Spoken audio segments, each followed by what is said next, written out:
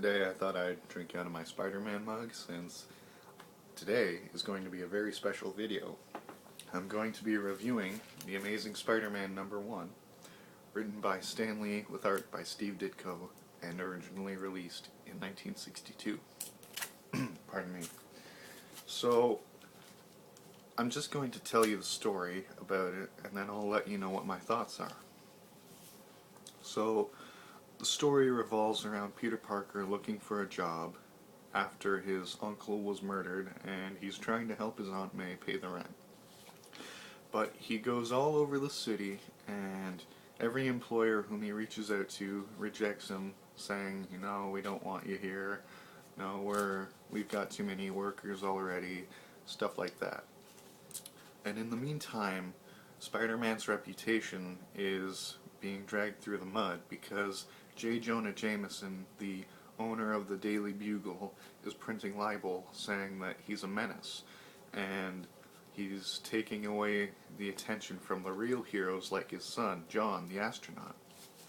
And Spider-Man is upset, reasonably so, and he is, going around town thinking, how am I going to get a job? How am I going to help Aunt May? And John Jameson is testing a rocket and it malfunctions, so it's crashing back down to Earth.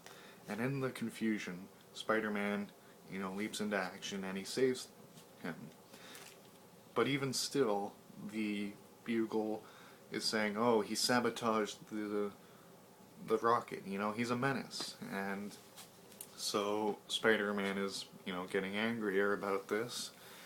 And in the meantime, the Chameleon, who is this master of disguise, is plotting to use Spider-Man as a proxy for his next theft.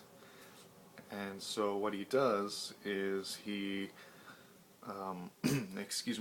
he steals plans for a new weapon that the army is developing, and he tries to sell them to the Russians so he can make a lot of money. But he frames Spider-Man for this because, as he says, he would be a great proxy. So he frames Spider-Man, and Spider-Man has to track him down, has to outwit him because he's always switching his disguises, and he eventually defeats him, but with a lot of difficulty. And after that whole incident, Spider-Man still doesn't have a job, and he's thinking, what am I gonna do? And then the idea hits him. He'll join the Fantastic Four because they're celebrities. Obviously, they make a lot of money being heroes. So he climbs up to their penthouse, and he easily defeats them to show them what he can do. And he's like, so when do I start? And how much am I making here? But the Invisible Woman tells him that they're a non-profit organization that doesn't make any money. They're heroes, and they don't want to do it for the money. They want to do it because it's right. So Spider-Man says, well, how am I going to help my aunt pay the rent? And they say, you can join us for free. We won't pay you, but you can join. And Spider-Man runs home crying, wishing that he had never gotten his powers in the first place. And that was the story. And I thought that it was a great story with fantastic art. Stan Lee was a talented writer who could really set up a good story with a lot of stakes and a lot of drama, and Steve Ditko could really translate that story into visuals.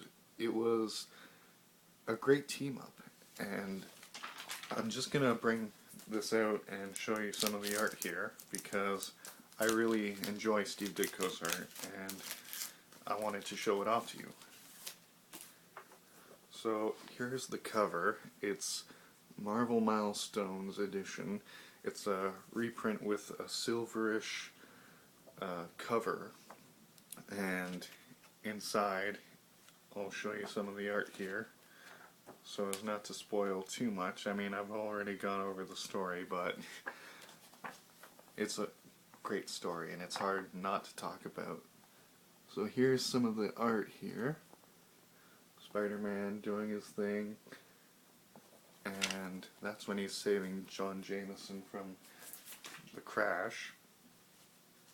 So I'm just going to put it back in here. But as I said, great art, great writing. It's probably one of the best Spider-Man stories that I've read in a very long time, which is great because I love Spider-Man, but I've never really read any stories with art by Steve Ditko before, and when I looked at it, I thought, wow, Spider-Man has always had great art, because they always get really good artists and really good writers to work on his books. But the original work is just classic and great.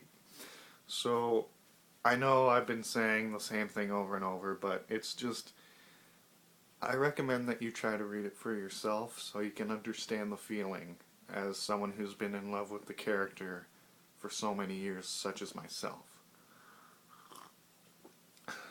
So that's all for today. If you enjoyed this video, then please click the like button. And if you haven't already, then please click the subscribe button as well. And leave a comment. Let me know what you thought about this video. I appreciate your feedback.